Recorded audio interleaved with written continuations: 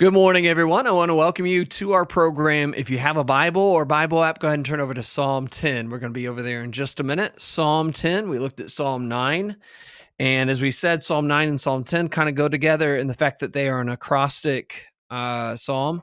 They continue the acrostic. Remember, it's like the Hebrew alphabet, A, B, C, D. And so Psalm 10 continues that pattern, although I think it's a separate psalm. But there's a couple of things I want you to know about this psalm. First off, before I get there, I just want to say I'm glad that you're on here with us this morning.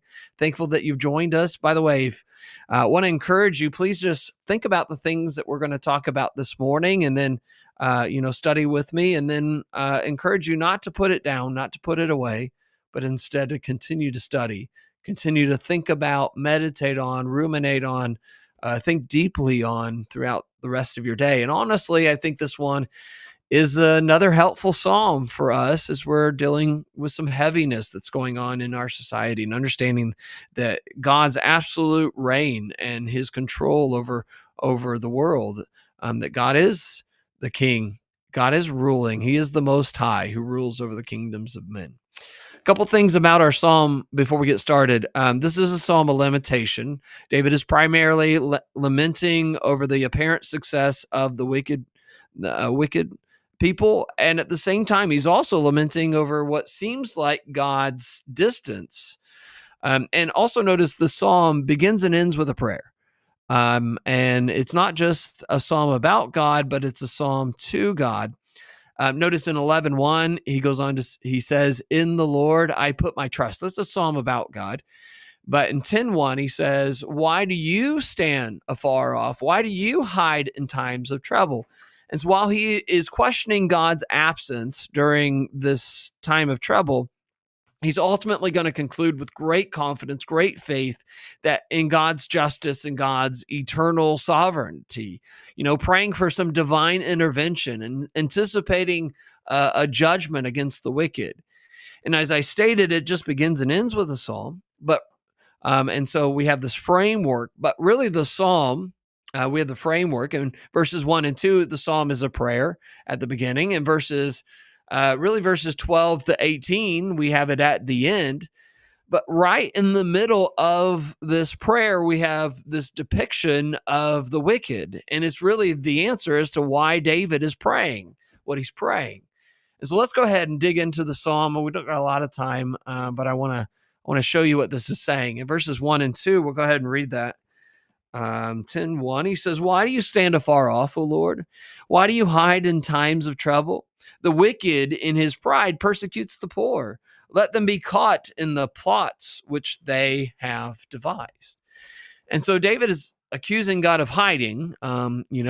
Pretty bold for David to accuse God of hiding or being not there or being absent, keeping his distance, being more like a spectator and watching what's going on instead of doing something about this. And David is crying out, but it seems like God just really doesn't care. And so have you ever felt that way? A lot of people in the Bible felt that way. David has felt that way multiple times, especially here in the Psalms, but multiple times.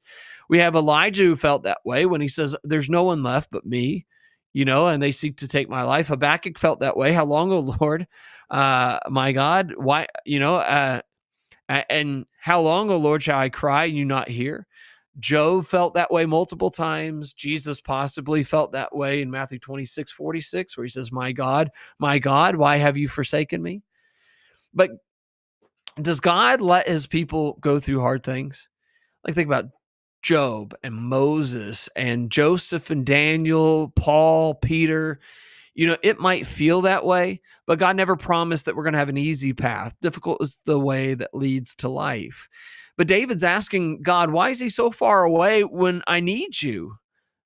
We find out why David's struggling so much in verse 2. Who is hurting David? The wicked.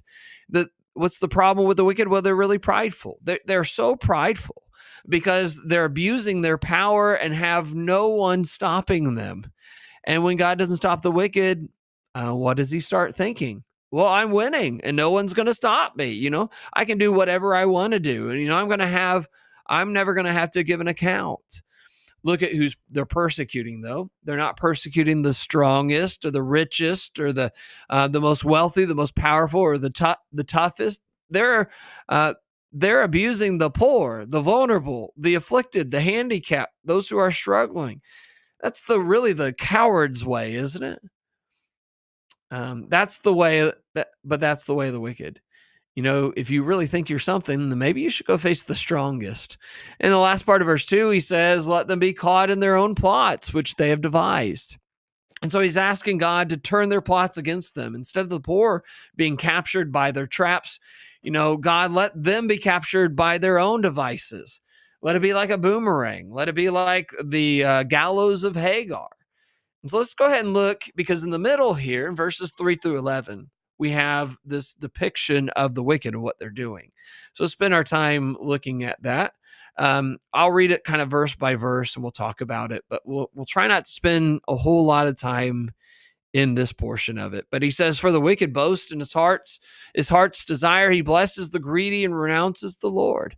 He doesn't care. It's almost like he's proud of how proud he is. He worships his own desire. He just thinks he's something. And instead of boasting about God, he boasts about his own success. And he's just boasting in his own evilness here. How long they can hold their liquor, or how violent they can be, or how many drugs they take, as wicked people often do. But in verse 4, he says the wicked is in his proud countenance does not seek God, and God is in none of his thoughts. He couldn't care less about God. He's gotten everything that he's ever wanted. He doesn't need God, which is backwards. He puts God down. He puts God's name in every sentence. He doesn't even stop to think about what God thinks about his actions. He's just overly consumed with his own success. And so you see that in his thought process. He lives and he acts like there is no God, that God doesn't exist. Not that he would debate whether God exists or not. He just lives like there is no God. Somebody once said the only place where God doesn't exist is in the mind or the thoughts of the wicked. Why? You think about it. What we wish, we really believe. He doesn't consider God because he doesn't want to have to give an account to anybody, because that would throw a wrench in his plans. He doesn't want to have to answer to anybody. Later on, we're going to see that the God that he thinks doesn't exist really bothers him a lot.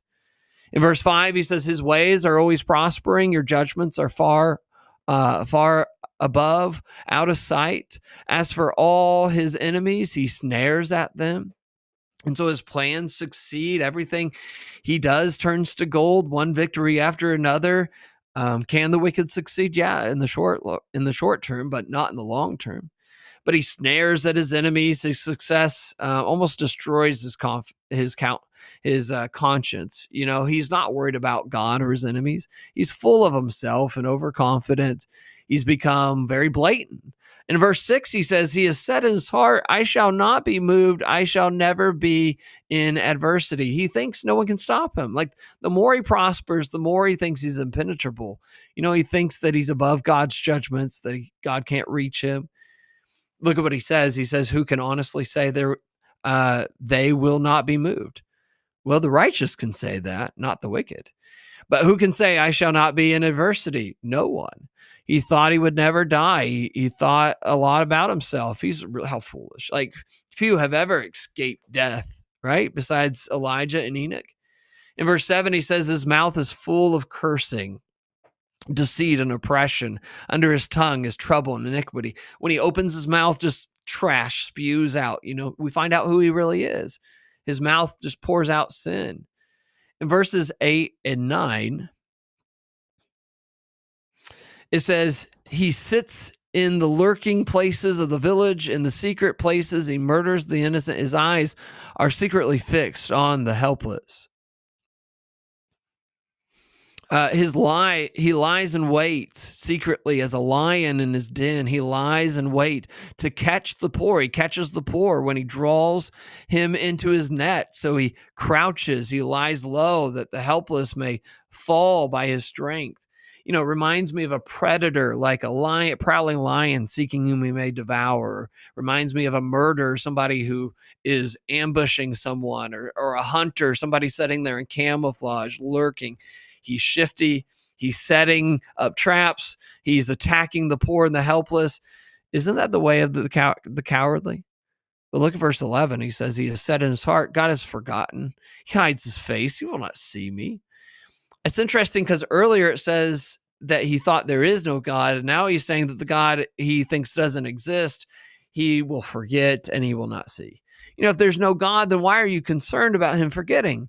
Seems like he's very tortured. Like, think about how foolish it is. Wicked people are not nearly as secure in their happiness as you'd think. They kind of camouflage the emptiness and the void that's in their life. They're really troubled about this idea of God, really. And so now so that's the depiction of the wicked man. But in verses 12 to 15, we have another prayer. And let's go ahead and read it. He says, arise, O Lord, O God, lift up your hand. Do not forget the humble. Why do the wicked renounce God? He says in his heart, you will not require an account. But you have seen, for you observe trouble and grief, to repay it by your hand. The helpless commits himself to you. You are the helper of the fatherless. Break the arm of the wicked and the evil man. Seek out his wickedness until you find none. And so David is calling God to action, to arise and raise up his hand. That's all he has to do. That's all God has to do. Get up and lift up his hand. That's all he has to do in order to punish them. Kind of like killing the ants in your backyard. Like, all you really need to do is step on them or get a paper towel, spray them with some cleaner and smash them, right? And so he asked God to not forget. It's funny. The wicked says God will not forget, but then David says God's not going to forget the oppressed. Or excuse me, the wicked says God will forget what they've done, but David says God will not forget the oppressed. Look at verse 13. He says, why do the wicked renounce God? He says in his heart, you will not require an account. It's like, okay, you keep telling yourself. Why would he say that? Because it makes him feel better about what he's doing. Doesn't make any sense. But everyone has to keep telling themselves, what do we know about them? That he's really bothered by the thought of God. And the God he doesn't believe in, he hopes will just let him keep doing what he's doing and leave him alone and make sure he doesn't have to give any kind of account to anything. In verse 14, notice on what basis does God plead to God? On the basis of the helpless and the fatherless. So that's a really good basis to pray on, because God is the helper of the vulnerable. Nothing moves God into action more than the oppression, the violence against widows and the fatherless. God has this special place in his heart for those who can't defend themselves. It's a great lesson for us. Like, that needs to be a part of our character. We need to give more focus to people like that. If we want to reflect God, then we should probably start somewhere there. And in verse 15, why is David asking God to break the arm of the wicked? Seems a little extreme, doesn't it? But that's what they're doing their wicked deeds with. And if God would break their arm, it would stop all their wickedness. And then he says for them to seek them out until they don't exist. Like, he wants God to continue in his judgment, for God to continue to punish them until he can't find any more wicked people. God just wiped them out. Let me just say this. That was right for David to pray. God's judgment is not some hidden evil thing, but God's judgment in the end is, as the psalmist described and as the Bible describes, as a very good thing. It's a very helpful thing. And so we should be thinking along that lines. Let's finish it out. Look there in verses 16 to 18. I'll go ahead and read it out. It says, the Lord is king forever and ever. The nations have perished out of his land. Lord, you have heard the desires of the humble. You will prepare their heart. You will cause your ear to hear, to do justice to the fatherless and the oppressed, that the man of the earth may oppress no more. And so David reminds us that God reigns forever and ever. He rules over the nations. He has destroyed whole nations, and he rules with justice. And David has this confidence, this faith in God's justice. If we could just simply understand God's rule. David says that God has heard the cry of the humble. The cries of the oppressed don't fall on deaf ears when it comes to God. God hears the cry of those being oppressed. And for what purpose?